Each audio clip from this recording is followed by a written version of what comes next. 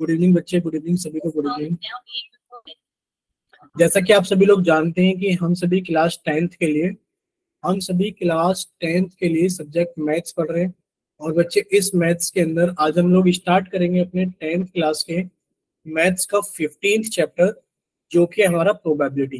देखिए आप लोग एक चीज याद रखना, सर ये पुरानी बुक ओल्ड एनसीईआरटी से अगर देखा जाए तो सर ये ओल्ड एनसीईआरटी से चैप्टर नंबर 15 है। और अगर अगर बच्चे हम लोग इसको न्यू एनसीईआरटी से देखें तो बच्चे नई एनसीईआरटी के अंदर चैप्टर नंबर 14 है। बताइए इतना क्लियर सभी को?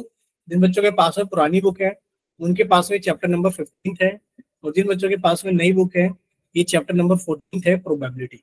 इतना क्लियर सभी को? ठीक है। अब देखिए आज के इस क्लास के अंदर हम लोग प्रोबेबिलिटी से जुड़े हुए बहुत सारी चीजों को सीखेंगे। सबसे पहले कोई बच्चा अपना माइक ओपन करके बताएगा कि प्रोबेबिलिटी क्या होता है?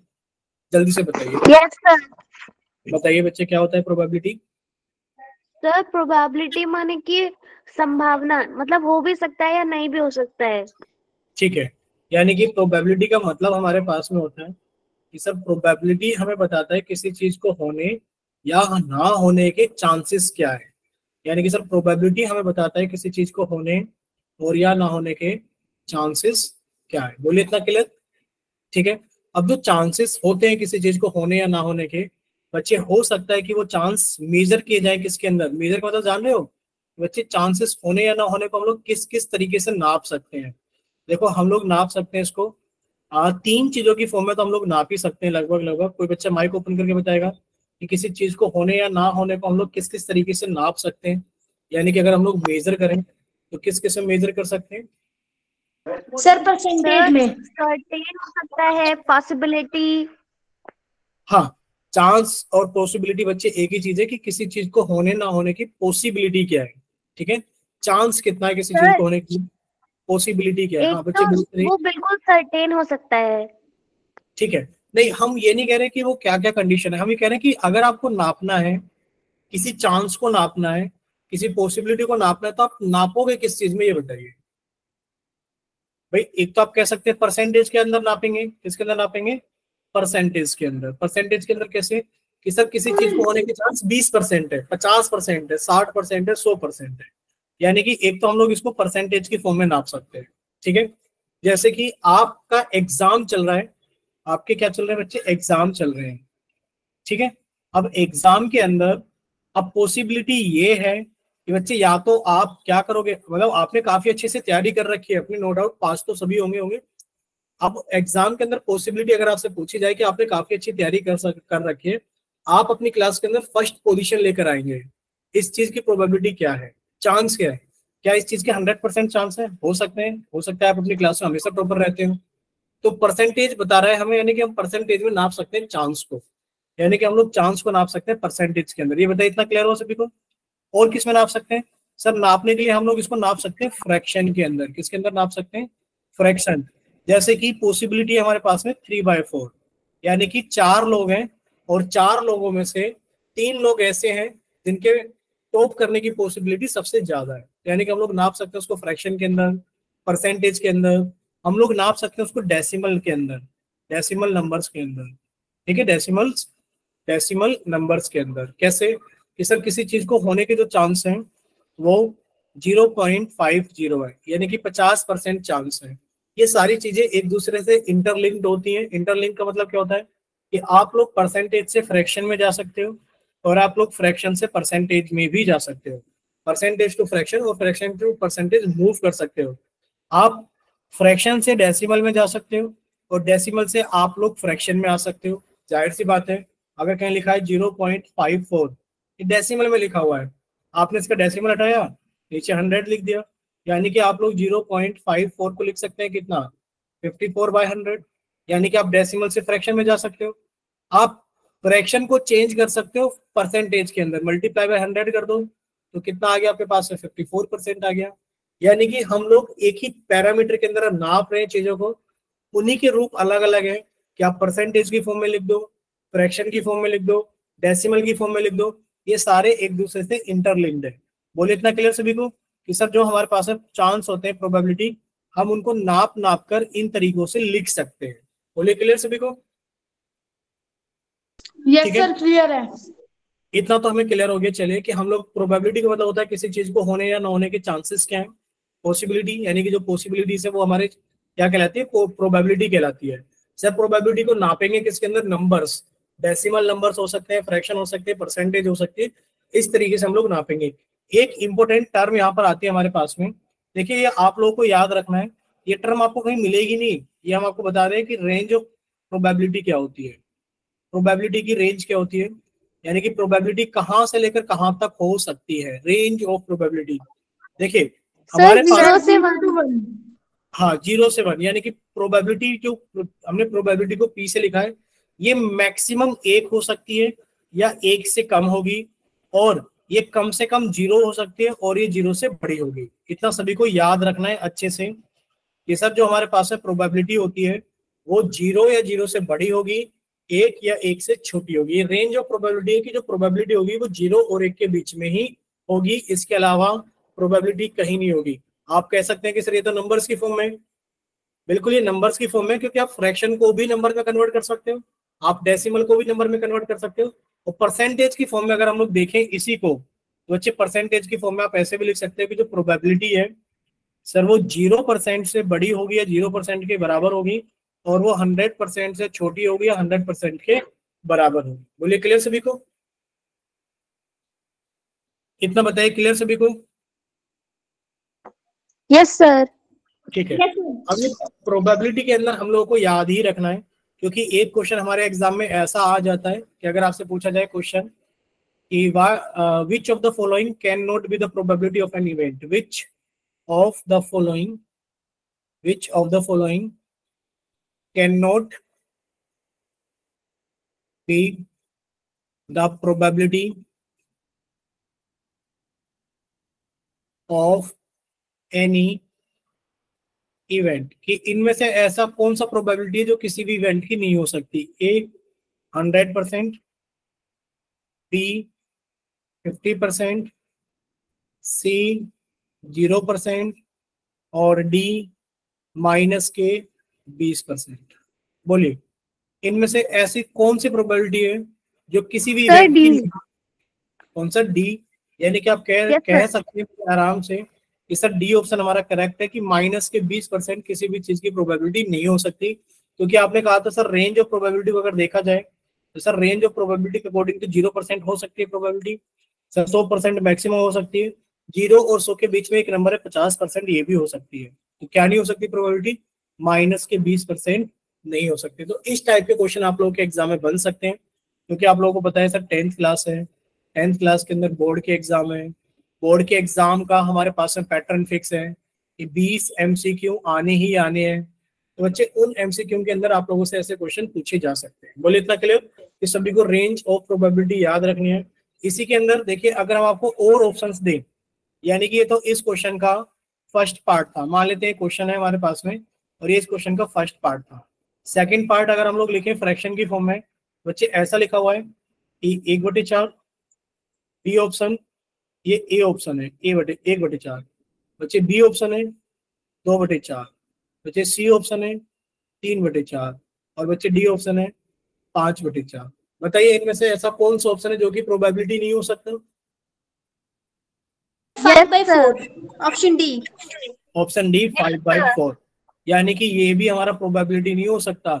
क्यों नहीं हो सकता कि सर देखिए आपने कहा था प्रोबेबिलिटी जो होती है वो सर 1 या 1 से छोटी होती है और 0 या 0 से बड़ी होती है, लेकिन फिर जब आप इसको सॉल्व करोगे 5/4, इसका मतलब क्या हो जाएगा कि जब आपने 4 से भाग दिया 5 को तो 4 एकम 4, घटाया तो 1 बच गया, सर डेसिमल लगाया 0, 4 दूनी 8, फिर घटाया तो 2 बच गया, डेसिमल लगा हुआ 0, 4 पंजे 20, यानी कि सर 5/4 का मतलब है 1.25 और ये नंबर 1 से बड़ा है। बोलिए इतना क्लियर सभी को,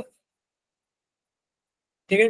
तो इस टाइप के क्वेश्चंस आप लोगों के पक्का आ सकते हैं एग्जाम के अंदर, तो आप लोग तैयार रहना। रेंज ऑफ प्रोबेबिलिटी यानी कि याद रखना कि सर जो प्रोबेबिलिटी होती है किसी इवेंट की, सर वो एक मतलब मैक्सिमम 1 हो सकती है, या तो 1 होगी या 1 से छोटी होगी, सर मिनिमम 0 हो सकती है, यानी कि या तो 0 होगी या फिर 0 से बड़ी होगी। ठीक, चलिए अब हम लोग एक टर्म के बारे में सीखेंगे कि हमारे पास में इक्वली लाइकली आउटकम्स क्या होते हैं। क्या कोई बच्चा डिफाइन करेगा अपनी तरफ से इक्वली लाइकली इवेंट्स क्या होते हैं? बोलिए, क्या कोई बच्चा डिफाइन करेगा अपनी तरफ से इक्वली लाइकली इवेंट्स क्या होते हैं? Yes sir. नहीं करेगा कोई भी जो बच्चा define?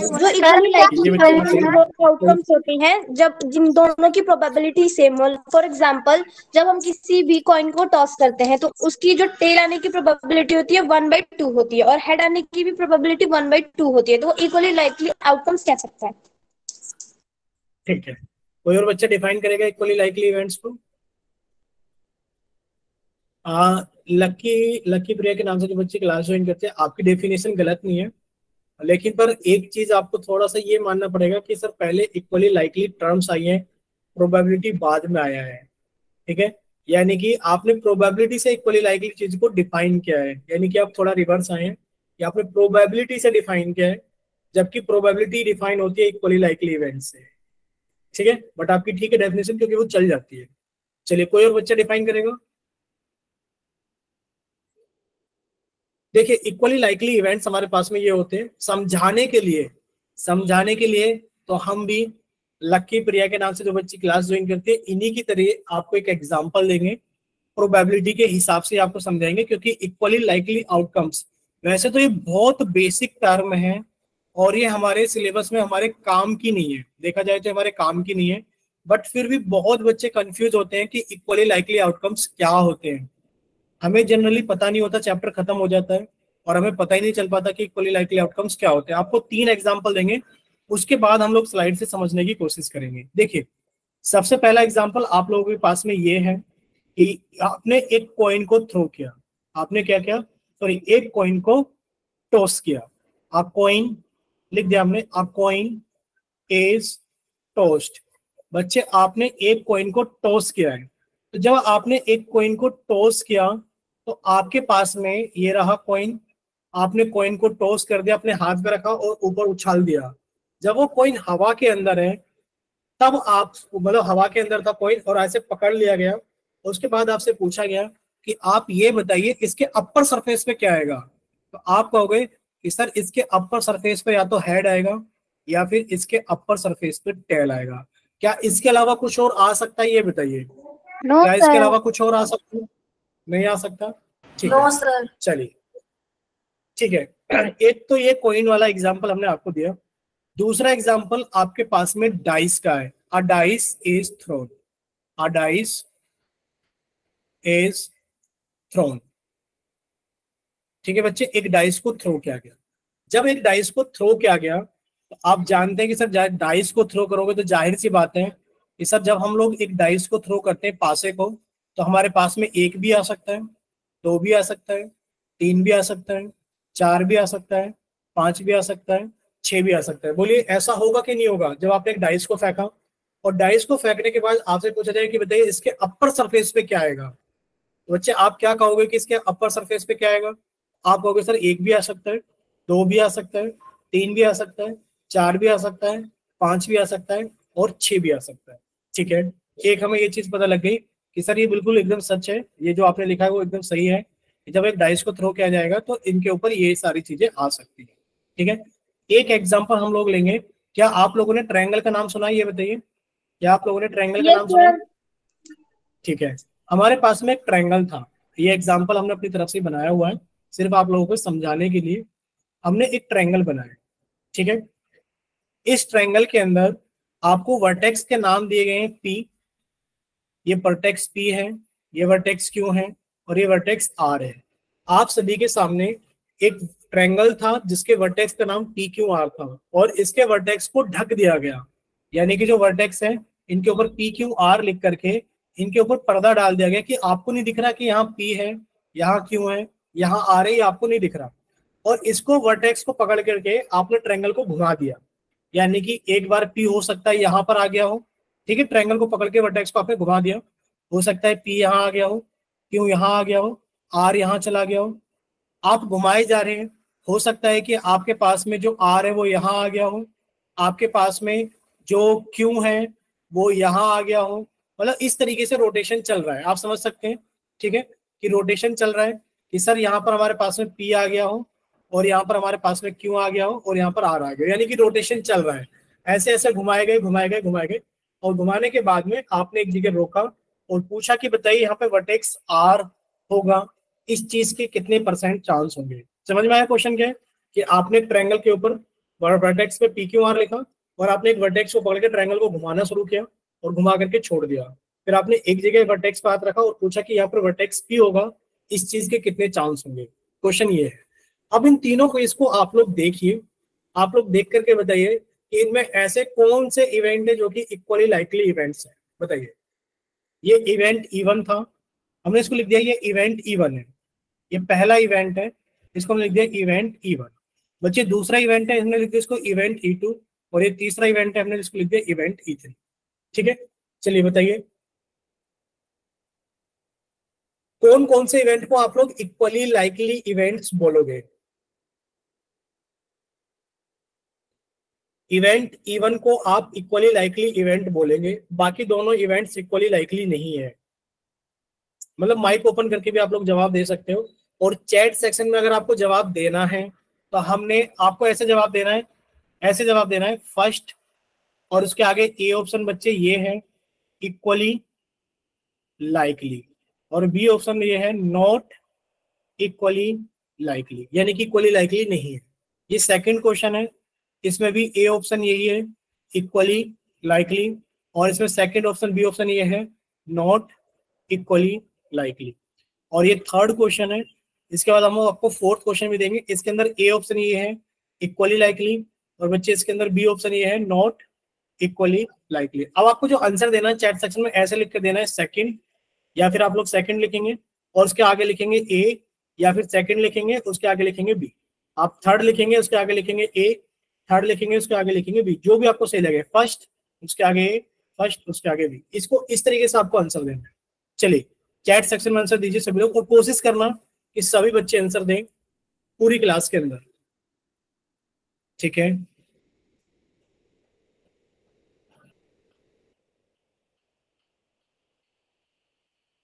ठीक है, चलिए तो कोई बच्चा माइक ओपन करके बताना चाहेगा? ये बताइए, बताइए बच्चे, आप ही बताइए, आपका नाम अभी जो स्क्रीन पे दिख रहा है वो संदीप उपाध्याय के नाम से दिख रहा है, बताइए। No sir, my name is Divya Upadhyay sir. ठीक है, आप बताइए दिव्या कि आप तीनों क्वेश्चन में किस किस को कहेंगे कि इक्वली लाइकली है? सर तीनों ही इक्वली लाइकली है। तीनों ही इक्वली लाइकली है, ठीक है। चलिए पहले तो हम लोग ये समझते हैं कि इक्वली लाइकली इवेंट होता क्या है। कोई बच्चा डिफाइन करेगा अपनी तरफ से इक्वली लाइकली इवेंट्स को? देखिए इक्वली लाइकली इवेंट्स ये होता है जैसे कि आपने एक कॉइन को टॉस किया, ध्यान से सुनना आप सारी चीजें, आपने एक कॉइन को टॉस किया, या तो हेड आएगा या फिर टेल आएगा, इसके अलावा कोई और पॉसिबिलिटी नहीं है। इसके भी आने के उतने ही चांस हैं और इसके भी आने के उतने ही चांस हैं, यानी कि इन दोनों के चांस क्या है? इक्वल है, इक्वल चांस, इन दोनों के चांस बराबर हैं। बच्चे आपने कहा ये इक्वली लाइकली इवेंट होंगे। चलिए जब आपने एक डाइस को थ्रो किया, बच्चे थ्रो करने पर आपको नहीं पता क्या आने वाला है, हो सकता है 1 आ जाए, हो सकता है 2 आ जाए, हो सकता है 3 आ जाए, हो सकता है 4 आ जाए, हो सकता है 5 आ जाए, और हो सकता है 6 आ जाए। इन सबके चांस बराबर हैं, तो बच्चे आप ये कहोगे कि सर ये भी एक इक्वली लाइकली इवेंट है कि कोई भी नंबर आ जाएगा, 1 2 3, यानी कि 1 को आने के, 2 को आने के, 3 को आने के, 4 को आने के, 5 को आने के, 6 को आने के, सभी के चांस बराबर है, तो ये एक इक्वली लाइकली इवेंट है।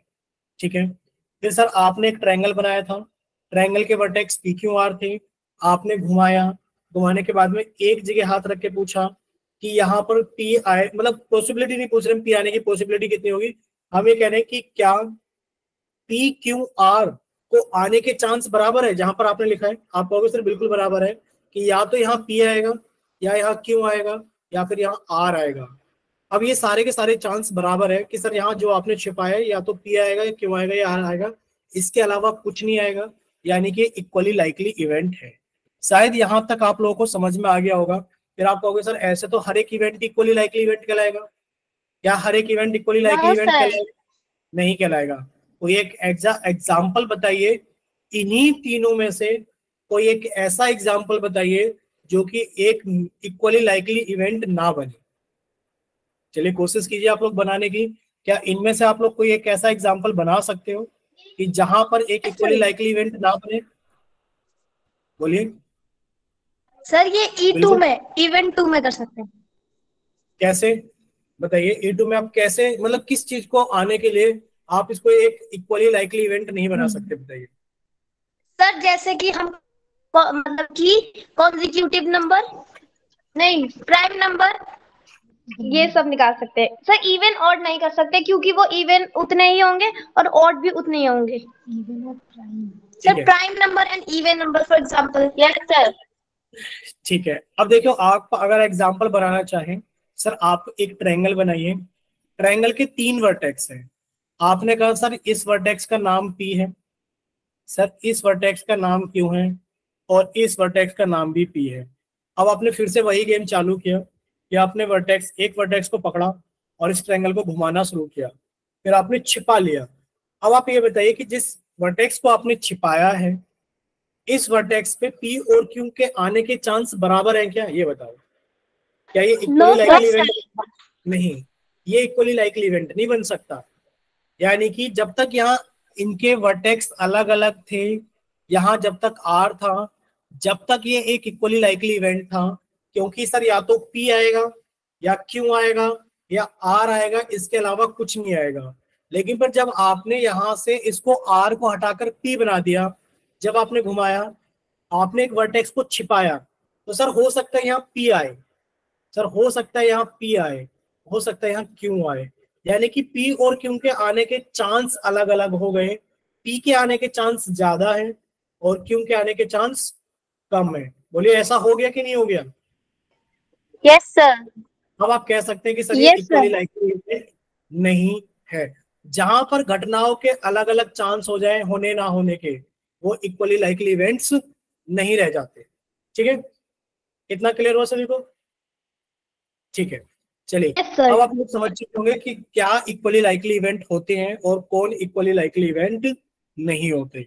अच्छा, अब आपसे 2 एग्जांपल पूछे जाएंगे, आप लोग बताना कि वो इक्वली लाइकली इवेंट है या फिर वो इक्वली लाइकली इवेंट नहीं है। ठीक है, अब देखिए इक्वली लाइकली इवेंट पे वैसे हमें इतना टाइम वेस्ट नहीं करना चाहिए, फैक्ट है, क्योंकि ये हमारे काम का इतना है नहीं। बट फिर भी आपके बोर्ड के अंदर 20 MCQ हैं, बच्चे 20 MCQ में वो आपसे इक्वली लाइकली इवेंट भी पूछ सकता है MCQ की फॉर्म में, क्योंकि ये NCERT का सिलेबस है, इक्वली लाइकली आउटकम्स क्या होते हैं। ठीक है, अब आपसे ये क्वेश्चन पूछा जाता है। हाँ बोलिए बोलिए। अभी आपने मतलब जैसे समझाया हमें इक्वली लाइकली इवेंट्स, तो इसको हम ऐसे डिफाइन कर सकते हैं, जो इक्वली लाइकली इवेंट है वो इवेंट्स होते हैं जिनके आने की चांसेस इक्वल होते हैं या फिर होने के चांसेस इक्वल होते हैं। हाँ, उनके होने के चांसेस, यानी कि अगर देखिए सबसे पहले इसमें बहुत सारी टर्म्स इन्वॉल्व होती है। इन्वॉल्व होने का मतलब क्या है? यहाँ पर आपने देखा कि सर एक तो हमारे पास में ये है कि इनके होने के चांसेस बराबर है, यानी कि जितने भी आउटकम्स पॉसिबल हैं, आउटकम्स जितने भी पॉसिबल हैं, जैसे कि आपने डाइस को फेंका, तो क्या क्या आउटकम्स पॉसिबल है? आप कहोगे सर आउटकम्स पॉसिबल है कि जब हम एक डाइस को फेंकेंगे या तो 1 आएगा या 2 आएगा या 3 आएगा या 4 आएगा या 5 आएगा या 6 आएगा। ये पॉसिबल आउटकम्स है। बोलिए क्या है हमारे पास में? पॉसिबल आउटकम्स है। तो बच्चे अगर हमारे पास में जो पॉसिबल आउटकम्स हैं और उनके सभी के चांस बराबर है, तो वो हमारे इक्वली लाइकली इवेंट्स कहलाएंगे। और अगर जितने भी पॉसिबल आउटकम्स हैं उनके आने के चांसेस बराबर नहीं है, तो बच्चे वो हमारा इक्वली लाइकली इवेंट नहीं कहलाएगा। हम एक इवेंट 4 बना लेते हैं, शायद वहां से आपको और बेटर क्लियर हो जाए इवेंट 4 से। मान लीजिए आपके पास में एक थैला है, ठीक है, मान लेते हैं आपके पास में एक थैला है और इस थैले के अंदर बॉल्स हैं। कितनी कितनी बॉल्स हैं बच्चे? इस थैले के अंदर हमारे पास में 2 तो येलो बॉल्स हैं, एक रेड बॉल है और एक ग्रीन बॉल है। अब आप हमें बताइए, जब आपने इस थैले में हाथ डाल करके एक बॉल बाहर निकाली, ठीक है, एक और थैला बना लेते हैं, 2 केस बना लेते हैं, केस 1 है और ये केस 2 है। ठीक है, लिखेंगे इसके ऊपर, हमने लिखा यहाँ पर ये केस 1 है, मतलब समझाने के लिए सिर्फ, ये बच्चे केस 1 है और ये हमारे पास में केस 2 है। आपके पास में एक बैग है बैग के अंदर एक तो येलो बॉल है, एक ग्रीन बॉल है और एक ही हमारे पास में रेड बॉल है। तो जब आपने इस बैग के अंदर, इस केस 1 वाले बैग के अंदर हाथ डाला और एक बॉल बाहर निकाली, या फिर आपसे पूछा जाए कि बच्चे ये बताइए कि जहां पर जो इवेंट होगा बॉल को बाहर निकालने के लिए, क्या वो इक्वली लाइकली होगा? ये बताइए, क्या यहाँ से जो बॉल को बाहर निकाला जाएगा, यहाँ इवेंट ये है कि आप एक बॉल बाहर निकाल रहे हैं। What is event? इवेंट ये है कि सर, इवेंट ये कि a ball is drawn at random. Event ये है a ball is drawn at random, एक बॉल को अचानक से बाहर निकाल लिया जाता है। तो बच्चे बताइए, क्या ये एक इक्वली लाइकली इवेंट कहलाएगा? केस 1 वाला? Yes sir. Yes sir. ये एक equally yes likely sir. event है। ठीक है, आपने कहा सर केस 1 का जो इवेंट है वो एक इक्वली लाइकली इवेंट है। अच्छा, a ball is drawn at random, ये सेकंड केस में भी ऐसा हुआ है कि आपने अचानक से एक बॉल बाहर निकाली। तो बच्चे बताइए, केस 2 क्या आपका इक्वली लाइकली इवेंट कहलाएगा? No sir. बच्चे ये आपका इक्वली लाइकली इवेंट नहीं कहलाएगा। क्यों नहीं कहलाएगा? क्योंकि सर यहाँ पर येलो बॉल के आने के चांस ज्यादा है, क्योंकि सर येलो बॉलों की संख्या ज्यादा है, ग्रीन बॉल और रेड बॉल के बाहर आने के चांस कम है। हमने यहाँ प्रोबेबिलिटी को कहीं नहीं जोड़ा है कि बच्चे येलो के आने की प्रोबेबिलिटी ज्यादा है, हमने सिर्फ ये कहा येलो बॉल्स के नंबर ज्यादा है, येलो के बाहर आने के चांस ज्यादा है, जबकि रेड और ग्रीन के बाहर आने के चांस कम है। वहीं पर जब इनकी संख्या बराबर थी तो उनके बाहर आने के चांस भी बराबर। क्लियर सभी को? ठीक है, चलिए, तो हम लोग इक्वली लाइकली इवेंट्स को इतना ही समझेंगे, क्योंकि हमारे सिलेबस में इतना ही है कि सर जब हमारे पास में किसी चीज को होने के चांसेस बराबर हो तो वो क्या कहलाते हैं? हमारे पास में इक्वली लाइकली इवेंट्स कहलाते हैं। जैसे आपने देखा सर, यहाँ पॉसिबल आउटकम 1 2 3 4 5 6 था और सभी के बाहर आने के चांस बराबर थे। सर यहाँ पॉसिबल आउटकम हेड और टेल था, इसको और इसको होने के चांसेस बराबर थे। सर यहाँ पर वर्टेक्स P Q R छिपा हुआ वर्टेक्स निकलेगा, इन सभी के चांस बराबर थे, तो सर ये इक्वली लाइकली इवेंट था। सर यहाँ पर yellow ball, green ball, red ball बाहर आएगी, इन सभी के चांस बराबर थे, इस वजह से इक्वली लाइकली इवेंट था। लेकिन पर सर यहाँ पर yellow ball, red ball, green ball बाहर आएंगे, इस चीज के चांस बराबर ही नहीं है। ठीक है, क्योंकि सर येलो बॉल की संख्या ज्यादा है, जब बॉल बैग के अंदर आप हाथ डालोगे तो बहुत ज्यादा चांस है कि येलो बॉल बाहर आएगी, क्योंकि येलो बॉल की संख्या ज्यादा है। तो आप कह दोगे सर ये चांस बराबर नहीं है, इस वजह से इक्वली लाइकली इवेंट नहीं है। क्योंकि सर यहाँ पॉसिबल आउटकम क्या है? पॉसिबल आउटकम भी है कि या तो येलो बॉल बाहर आए, या फिर रेड बॉल बाहर आए, या फिर ग्रीन बॉल बाहर आए। ये हमारे पास में पॉसिबल आउटकम्स है, लेकिन पर इन सभी पॉसिबल आउटकम के चांस बराबर नहीं है। क्लियर सभी को? ठीक है, चलिए अब हम लोग थोड़ा सा आगे देखते हैं कि इक्वली लाइकली इवेंट्स होता क्या है। कि can you tell if a coin is tossed what will come? बच्चे क्या आएगा? आप लोग जानते हैं सर, या तो हेड आएगा या टेल आएगा, इन्हीं दोनों में से कुछ आएगा, लेकिन पर 100% कोई नहीं कह सकता कि सर क्या आएगा। आएगा इन्हीं दोनों में से कुछ। ठीक है, तो आप लोग कह सकते हैं कि इट कैन बी हेड और it can be tail. Here we can say that both have the equal chance of coming, दोनों के होने के चांस बराबर हैं, क्योंकि सर हमारे पास में या तो हेड हो या फिर टेल हो, इसके अलावा कोई और ऑप्शन है नहीं। तो सर दोनों के चांस हमारे पास में बराबर है, तो हम कह देंगे कि हाँ सर ये एक इक्वली लाइकली इवेंट है। बोले इतना क्लियर सभी को? Yes sir. ठीक है, तो बच्चे यहाँ से डेफिनेशन बन जाती है इक्वली लाइकली इवेंट की, कि when two events are equally likely to occur in experiment, कि किसी भी एक्सपेरिमेंट में दो इवेंट हमारे इक्वली लाइकली इवेंट्स हो सकते हैं, equally likely to be occur in experiment, then such results are called equally likely outcomes. ठीक है, ये थोड़ा सा पढ़ने में अजीब लग रहा है, शायद हमें लग रहा है कुछ गलती है इसके अंदर। When two events are equally likely to occur in an experiment. अच्छा, जब हमें कंफर्म हो गया है कि इक्वली लाइकली इवेंट है हमारे पास में, एक्सपेरिमेंट जो भी हम कर रहे हैं तो उसके जो इवेंट्स हैं वो इक्वली लाइकली इवेंट्स हैं, तो वो इक्वली लाइकली आउटकम्स कहलाते हैं। ठीक है, वो क्या कहलाते हैं? इक्वली लाइकली आउटकम्स कहलाते हैं। ठीक बच्चे, इवेंट और आउटकम में कंफ्यूज मत होना, इवेंट और आउटकम एक जैसी ही चीजें हैं। ठीक है, can you tell what is the chance of rain today? आज बारिश होगी, इस चीज के चांस क्या है? क्या आप बता सकते हैं? बताइए जल्दी से, आप बताइए। No sir. ठीक है, अच्छा ये हम नहीं पूछ रहे कि आज बारिश होगी नहीं होगी, हमारा क्वेश्चन नहीं है, सिर्फ हम ये जानना चाहते हैं कि आप लोग कितना समझे इसमें से कि आज बारिश होगी कि can you tell what is the chance of rain today, या तो आप कहोगे कि किसने मना कि आज बारिश नहीं होगी, मे बी कि आज बारिश हो सकती है, और मे नॉट बी, हो सकता है कि आज बारिश ना हो। अब इसके अलावा कोई और चांस बचता है आपके पास में, ये बताइए। ठीक है, नो सर। आप ये मत कहना देखिए कि सर मौसम एकदम साफ सुथरा है तो बारिश नहीं होगी। देखिए आपको दो चीजें समझनी पड़ेगी, एक चीजें हमारी होती हैं मशीनरी चीजें, ठीक है, ये आपको दो चीजें समझनी पड़ेंगी। सर एक चीजें हमारी डिपेंड होती है मशीन के ऊपर, जिनको हम लोग बोलते हैं मशीनरी चीजें, ठीक है, जो मशीन के ऊपर काम करती है। एक होती है हमारी नेचुरल फिनोमिनास, जो कि हमारे नेचर के ऊपर काम करते हैं। ये आप लोग अच्छे से जानते होंगे नेचुरल फिनोमिना क्या होते हैं, ठीक है, और हमारे पास में मशीनरी चीजें क्या होती है। देखिए नेचुरल फिनोमिना, आज फ्लड आएगी, आज बारिश आएगी, आज तूफान आएगा, कुछ भी हो सकता है, ये सारी चीजें हमारी नेचुरल फिनोमिना कहेंगे। आज अर्थक्वेक आएगा, आपको नहीं पता आएगा कि नहीं आएगा। आज आपसे पूछा जाए कि आज रात को अर्थक्वेक आएगा, तो आप कहेंगे मे भी आ सकता है, मे नोट भी नहीं आ सकता। आप ये नहीं कह सकते कि सर सब कुछ बहुत अच्छा चल रहा है, अर्थक्वेक के आने का तो कोई मतलब ही नहीं है, ठीक है। तो जितने भी नेचुरल फिनोमिनास होते हैं आपको ये मानकर चलना पड़ेगा। आप लोगों ने ऐसा देखा भी होगा कि आप घर से, आप अपने घर से आप स्कूल गए हैं और मौसम बहुत अच्छा था, आपको लग ही नहीं रहा था कि कोई चांस है बारिश होगा, बट जब आप घर से स्कूल पहुंचे तो कभी कभार ऐसा होता है कि स्कूल के अंदर आपका लेक्चर चल रहा है, उसी लेक्चर के दौरान मौसम चेंज होता है, बारिश भी हो जाती है और बारिश बंद भी हो जाती है, फिर से धूप निकल जाती है। ऐसा होता है कि नहीं होता है कभी कभार? यस यानी सर। कि नेचुरल फिनोमिना के अंदर आप लोग कुछ भी प्रिडिक्ट नहीं कर सकते क्या होने वाला है और क्या नहीं होने वाला है। तो इस केस के अंदर अगर आपसे पूछा जाए आज बारिश होगी, तो आप साफ कहेंगे मे बी, हो सकता है हो जाए, और मे नोट भी, हो सकता है ना हो। यानी कि इसके चांस भी बराबर है और इसके चांस भी बराबर है। आप ये नहीं कह सकते मौसम अच्छा है तो आज बारिश नहीं होगी, इसके चांस ज्यादा है और इसके चांस कम है, ऐसा कुछ भी नहीं है। चांस दोनों के बराबर है, या तो बारिश होगी या बारिश नहीं होगी। यानी कि आपने कहा कि सर ये दोनों इक्वली लाइकली इवेंट्स हैं। बोले इतना क्लियर हुआ सभी को?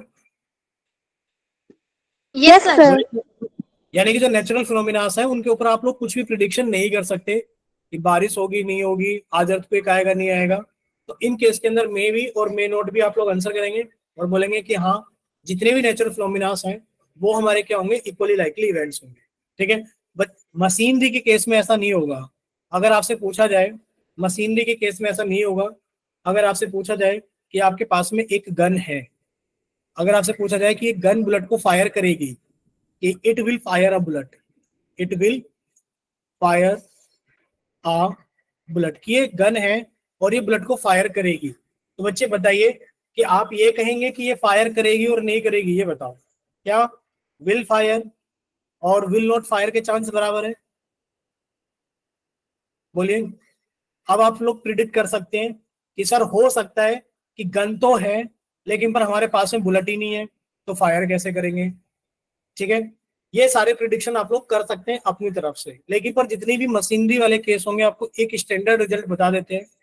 इफ, आपको याद रखना है, if it is in okay condition, अगर वो ओके कंडीशन में है, it will work, it will work, ठीक है बच्चे।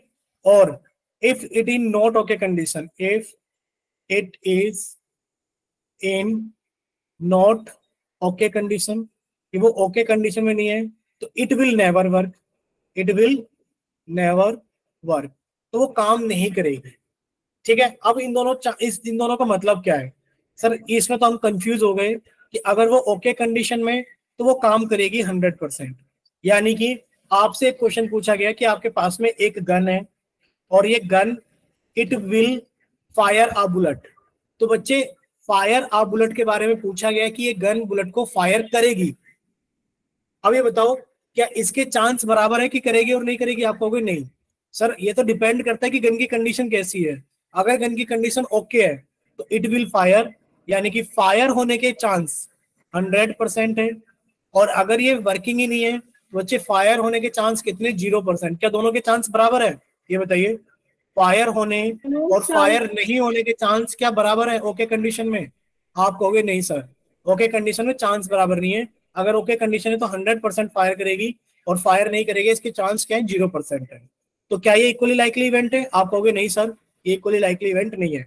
मान लेते हैं कि वो ओके कंडीशन में है ही नहीं, नॉट इन ओके कंडीशन, कि वो machine not in okay condition, वो सही कंडीशन में है ही नहीं, तो फायर करेगी? आप कहोगे नहीं सर, 0% चांस है फायर के।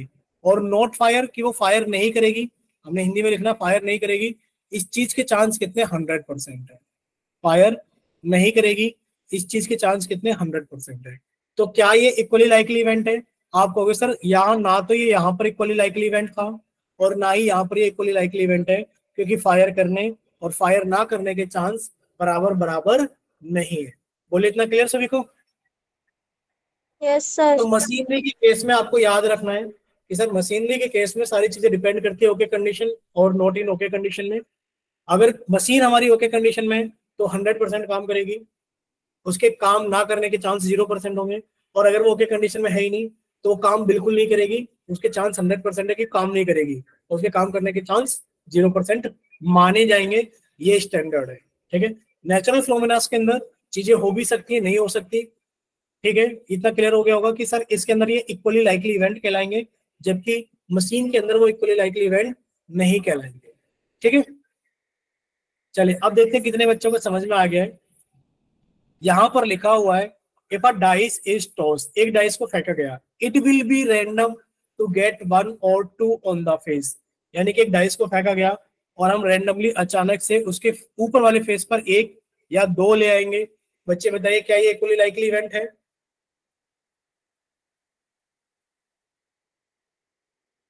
बोलिए क्या ये इक्वली लाइकली इवेंट है? No sir. No sir. No sir. चलिए बाकी बच्चे भी अपनी राय दीजिए, क्या ये इक्वली लाइकली इवेंट है या नहीं है? हो सकता है, हो सकता है, नहीं हो सकता? क्यों नहीं हो सकता?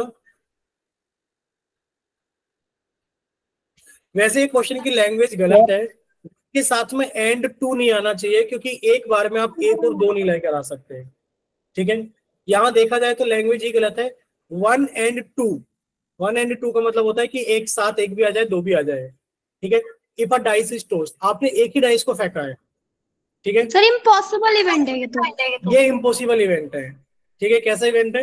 ये इम्पॉसिबल इवेंट है। Will it be random to get 1 and 2 on the face, कि एक भी आ जाए और 2 भी आ जाए? ऐसा तो हो ही नहीं सकता।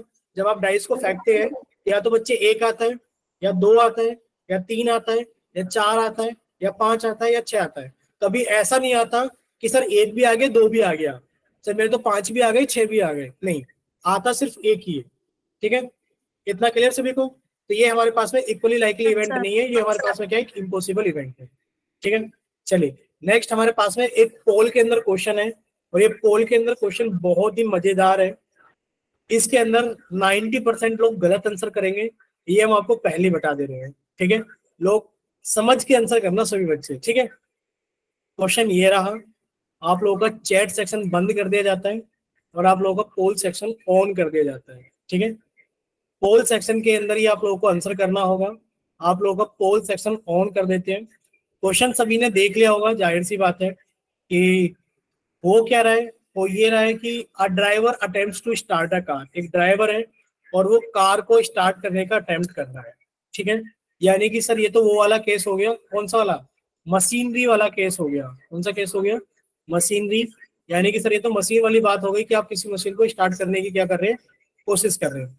तो a driver attempts to start a car, the car starts और डस नॉट स्टार्ट, यानी कि या तो कार स्टार्ट हो जाएगी या कार स्टार्ट नहीं होगी।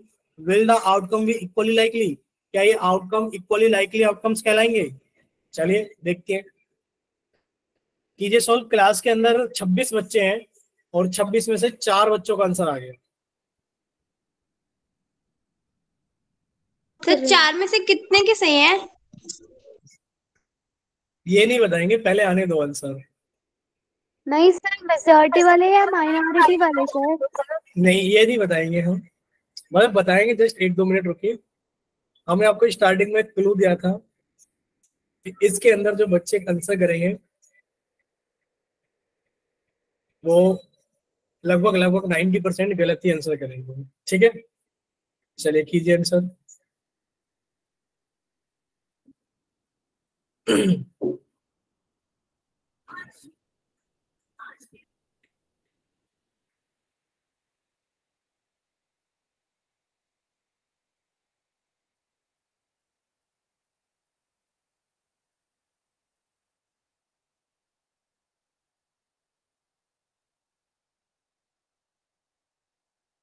चलिए, क्लास के अंदर 26 बच्चे थे, अभी एक बच्चा लेफ्ट करके चला गया। 25 बच्चे, 25 में से 15 बच्चों का आंसर आ गया, तो 10 बच्चे अभी भी बाकी है। देखिए 10 बच्चों के लिए हम लोग लास्ट के 10 सेकंड काउंट कर देते हैं। 10 सेकंड का टाइम इनफ होगा उन बच्चों के लिए जो अभी रहते हैं। 10, 9, 8, 7, 6, 5, 4, 3, 2, 1। 17 बच्चों का आंसर आया है पोल के अंदर, 18 बच्चों का आंसर आ गया है। पोल सेक्शन बंद कर दिया गया है, चैट सेक्शन ऑन कर दिया गया है। अगर कोई बच्चा ऐसा है जिसने पोल के अंदर आंसर नहीं किया है, तो बच्चा अपना आंसर चैट के अंदर भेज सकता है। सिर्फ वही बच्चे जिन्होंने पोल के अंदर आंसर नहीं किया। Last 5 seconds, 5। अगर चैट सेक्शन में आंसर करने के लिए 5 सेकेंड आप लोगों के पास में। 5, 4, 3, 2, 1। किसी का भी चैट में आंसर नहीं आया है, यानी कि आप लोगों का पोल के अंदर 18 बच्चों का आंसर आया था। 14 स्टूडेंट्स ने ए ऑप्शन और 4 स्टूडेंट्स ने बी ऑप्शन। क्या कोई बच्चा अपनी तरफ से समझाना चाहेगा कि कौन सा ऑप्शन सही है और क्यों सही है? माइक ओपन करके यस सर। समझाइए बच्चे। पहले बताओ कौन सा ऑप्शन सही है? Sir B option. B option सही है, क्यों सही है? सर देखिए, ये जो कार है एक मशीनरी है, तो ये ठीक है। एक कार अगर खराब भी हो सकती है और ये ठीक भी हो सकती है। अगर ये ठीक हो गई तो डेफिनेटली 100% ये चलेगी चलेगी, और अगर ये खराब है तो ये नहीं चलेगी। तो इनके मतलब कि बिल्कुल। इक्वली लाइकली आउटकम्स नहीं है। अगर ये ओके कंडीशन में है तो कार स्टार्ट होगी 100%, और स्टार्ट नहीं होगी इस चीज के चांस 0% है। और अगर हम लोग बात करें कि ये कार ओके कंडीशन में है ही नहीं, not in okay condition, not in okay condition, तो बच्चे अगर ये ओके कंडीशन में नहीं है, आप इसे जितना मर्जी स्टार्ट कर लो, इसके स्टार्ट होने के चांस 0% है, और ये स्टार्ट नहीं होगी इस चीज के चांस 100% है। यानी कि इन दोनों केस को अगर ध्यान में रखें तो यह चीज के होने और ना होने के चांसेस बराबर बराबर नहीं है। यहाँ होने और ना होने के चांसेस बराबर बराबर नहीं है। इस वजह से इसका बी ऑप्शन सही है कि यहाँ पर ये इक्वली लाइकली इवेंट नहीं है। बोलिए इतना क्लियर हुआ सभी को? बोलिए बच्चे, इतना क्लियर हुआ सभी को या नहीं हुआ?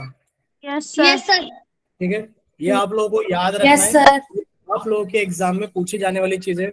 ये स्टेटमेंट कहीं से भी नहीं चुराई गई है, ये आपकी एनसीईआरटी की बुक की स्टेटमेंट है। और जो एनसीईआरटी की चीजें होती हैं वो आपको पता है कि वो इम्पोर्टेंट होती हैं एग्जाम पॉइंट ऑफ व्यू से। ठीक है, चलिए नेक्स्ट अब हम लोग थोड़ा सा आगे चलते हैं। देखिए थ्योरेटिकल प्रोबेबिलिटी क्या होती है। अभी तक हम लोगों ने सीखा सिर्फ इक्वली लाइकली इवेंट्स क्या होते हैं।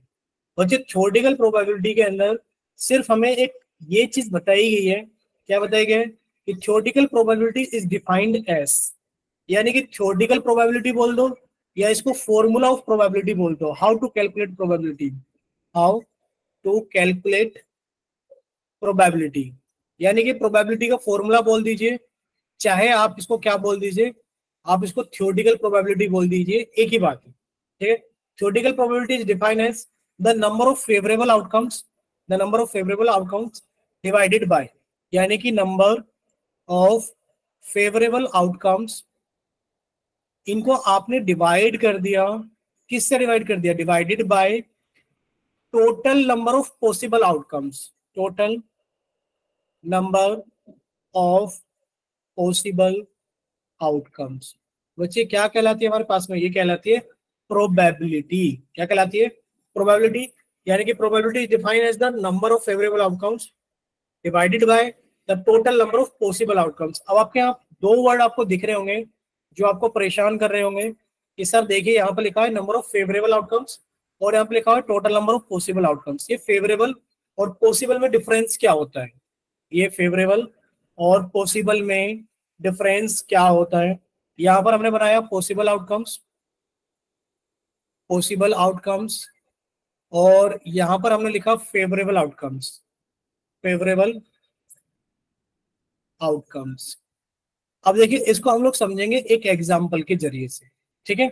इसको हम लोग समझेंगे एक एग्जाम्पल के जरिए से कि सर पॉसिबल आउटकम्स और हमारे पास है फेवरेबल आउटकम्स क्या होते हैं, समझाएं। देखिए सर आपने एक डाइस को थ्रो किया, आपने क्या किया, अ डाइस इज थ्रोन, हमने क्वेश्चन लिखा कि अ dice is throne, a dice is throne. बच्चे जब आप एक डाइस को थ्रो करोगे तो आप हमें बताइए जरा पॉसिबल आउटकम्स क्या होंगे, पॉसिबल आउटकम्स बताइए जरा क्या होंगे। आपने कहा सर पॉसिबल आउटकम्स ये हैं कि जब आपने एक डाइस को थ्रो कर ही दिया है तो हो सकता है सर एक आ जाए, हो सकता है दो आ जाए, हो सकता है तीन आ जाए, हो सकता है चार आ जाए, हो सकता है पांच आ जाए, हो सकता है छह आ जाए। ये पॉसिबल आउटकम्स है।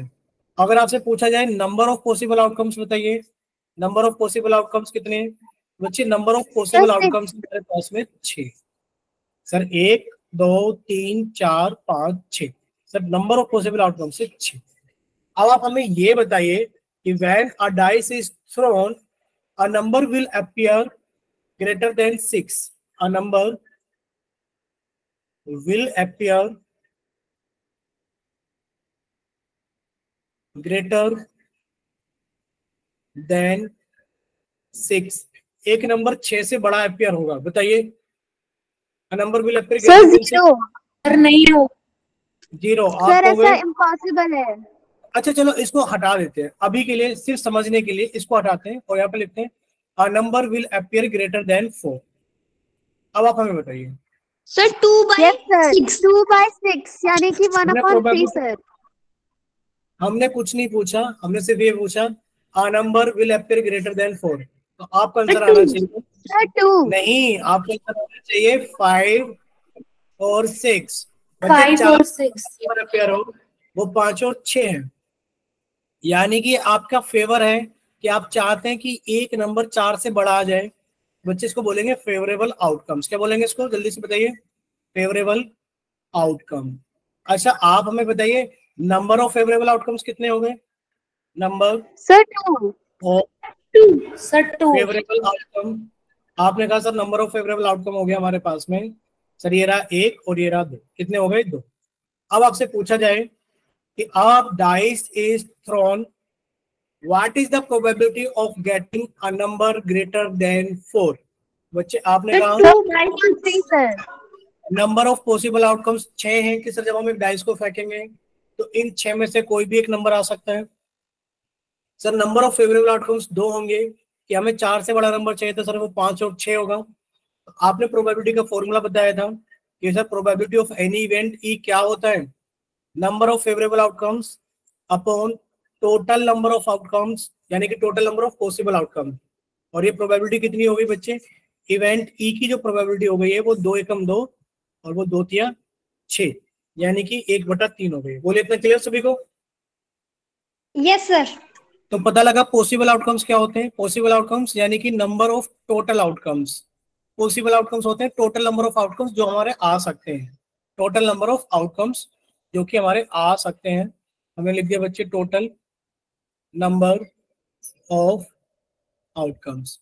फेवरेबल आउटकम्स का मतलब होता है डिजायर्ड आउटकम्स, डिजायर्ड आउटकम्स जो कि आपको डिजायर्ड आउटकम्स होते हैं, चाहिए होते हैं, ठीक है। अब क्लियर हुआ सभी को, चले आगे बताइए एक बार जल्दी से।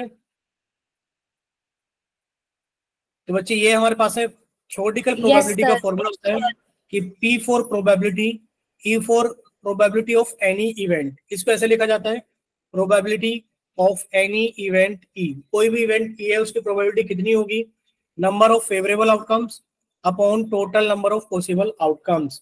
एक आसान सा क्वेश्चन आप लोगों के सामने है, ये रहा, if a bag contains 6 red balls and 7 blue balls, find the probability या फिर what is the probability of picking a red ball. एक रेड बॉल को पिक करने की प्रोबेबिलिटी कितनी होगी बताइए।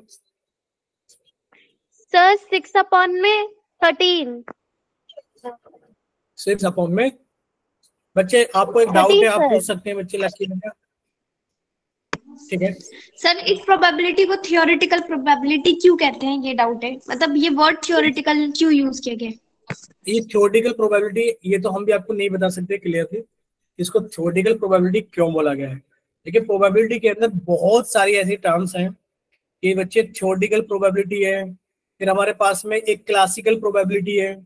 ठीक है, इस तरीके से बहुत सारे वर्ड है प्रोबेबिलिटी के चैप्टर के अंदर। थ्योरेटिकल प्रोबेबिलिटी उनमें से एक वर्ड है, एक वर्ड आपको मिलेगा क्लासिकल प्रोबेबिलिटी, एक वर्ड और डिफाइन किया गया है इन लोगों के अंदर।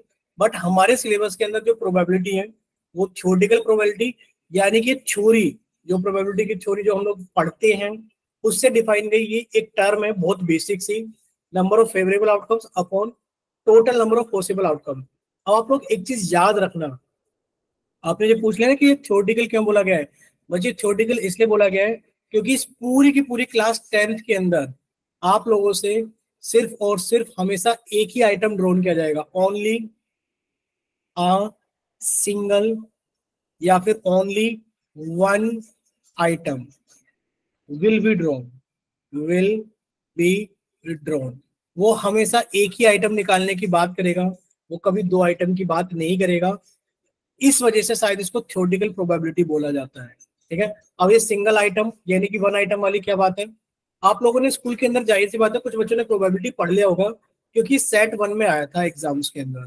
देखिए आप लोगों ने कहा from a pack of cards या फिर from a deck of cards, यानी कि एक हमारे पास में ताश की गड्डी है जिसके अंदर 52 पत्ते हैं, उनमें से एक ताश निकाला जाता है, यानी कि अ card is drawn at random, find the probability that it will be a king.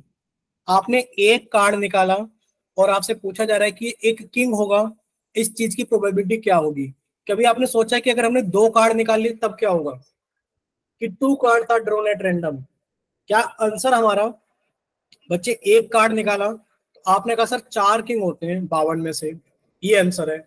लेकिन अगर 2 किंग निकाले तब क्या होगा, किसी ने सोचा है कभी, ये बताओ कि 2 कार्ड था ड्रॉन एट रैंडम, 2 कार्ड निकाले गए, what is the probability that there will be a king, there will be at least 1 king. तो यहां पर चीजें बदलनी शुरू हो जाती हैं।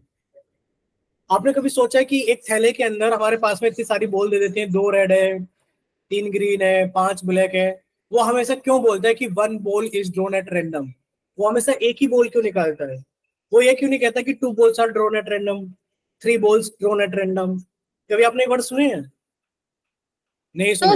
आपने सिर्फ one card, 1 ball, 1 item is chosen at random from a jar, या फिर आपके पास में 40 सही पेन है, उनके अंदर 5 खराब पेन मिल गए हैं तो टोटल 45 हो गए हैं, 1 pen is chosen at random. आपने हमेशा 1 आइटम ही क्यों निकाला है, आपने कभी 2-3 आइटम क्यों नहीं निकाले? आप कहोगे सर हमारे पास में 25 पेन है, आप कहोगे सर हमारे पास में 25 पेन है, वो क्वेश्चन ऐसा क्यों नहीं कहता कि 5 पेन्स निकाले गए एट रैंडम, वो हमेशा ये क्यों कहता है कि 1 pen is drawn at random, find the probability that it will be a defective pen. ठीक है, तो ये हमारे सिलेबस में क्या होता है कि हम हर बार एक ही आइटम निकाल रहे होते हैं। शायद it may be a chance कि यहाँ पर इसका नाम थ्योरेटिकल होता है क्योंकि फॉर्मूले के अंदर वही फिट बैठता है। ठीक है, बाकी तो इसके अंदर बहुत सारी डेफिनेशन है, जिसके अंदर से एक वर्ड और हमें याद है, क्लासिकल अप्रोच होती है, यानी कि क्लासिकल प्रोबेबिलिटी होती है, और 11th-12th के अंदर तो बहुत सारे वर्ड्स और आ जाते हैं। ठीक है, तो बट थ्योरेटिकल आपने पूछा इसको थ्योरेटिकल क्यों बोलते हैं, क्योंकि जो थ्योरी हम लोग पढ़ रहे हैं उसके अंदर यही फॉर्मूला फुट बैठता है, शायद इसी वजह से इसको थ्योरेटिकल प्रोबेबिलिटी बोला जाता है। क्योंकि एक वस्तु को निकालने के लिए, यानी कि एक आइटम को निकालने के लिए हम ये फॉर्मूला इस्तेमाल करते हैं। ठीक है, चलिए तो सर हाँ बच्चे बोलिए। अभी आपने कहा ना 3 प्रोबेबिलिटी होती है, एक तो थ्योरेटिकल प्रोबेबिलिटी, क्लासिकल प्रोबेबिलिटी, और तीसरी आपने बताई नहीं। पर तीसरी हमने बताई नहीं क्योंकि हमें नाम याद नहीं आ रहा अचानक से इसलिए हम बोल रहे थे कि वर्ड और भी होते, बता देंगे नेक्स्ट क्लास के अंदर, एक बार देख लेंगे वर्ड्स आपको सारे बता देंगे प्रोबेबिलिटी के। ठीक है क्लासिकल में आप थोड़ा सा हिंट बता सकते हैं उसमें हम क्या करते हैं? बच्चे, जो हम आपको बता रहे हैं ना कि एक कार्ड के अलावा आपने 2 क्यों नहीं निकाले, आपने ऐसा क्यों नहीं किया कि जब आपने कार्ड निकाल रहे थे तो एक कार्ड नीचे गिर गया और खो गया, अब आपके पास में 51 कार्ड ही बच रहे थे, आपने फिर उनमें से एक कार्ड निकालने की कोशिश की, आपको नहीं पता नीचे कार्ड गिर के कौन सा खोया है। तो सारी प्रोबेबिलिटीज अलग अलग है।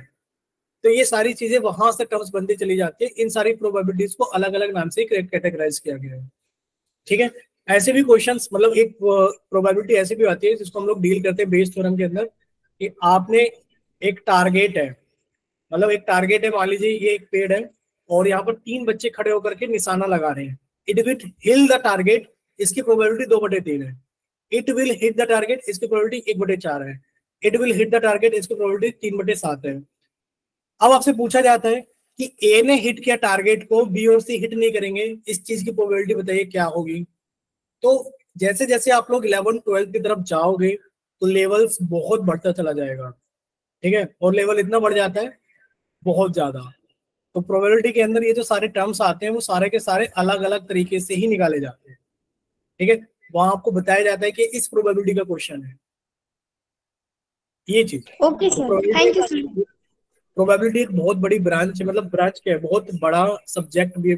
अभी तो हम लोग चैप्टर्स में पढ़ रहे हैं, आप चाहे तो प्रोबेबिलिटी के ऊपर पूरी बुक भी खरीद सकते हैं, मार्केट के अंदर मिल जाती है, बहुत बड़ी, मतलब बन जाते हैं चैप्टर्स से। चलिए ठीक है, ये क्लास फिर हम लोग यहीं तक रखते हैं, बाकी सारी चीजें हम लोग डिस्कस करेंगे नेक्स्ट क्लास के अंदर। हम लोग क्वेश्चन डिस्कस कर रहे थे, यहीं से अपनी क्लास को स्टार्ट करेंगे। कौन सा क्वेश्चन था? ये वाला क्वेश्चन था ना, बैग के अंदर बॉल्स हैं, हाँ ये वाला क्वेश्चन था। यहीं से अपनी क्लास को फिर हम लोग कंटिन्यू करेंगे नेक्स्ट क्लास के। ठीक है, चलिए तब तक के लिए bye, bye, good night. Bye sir.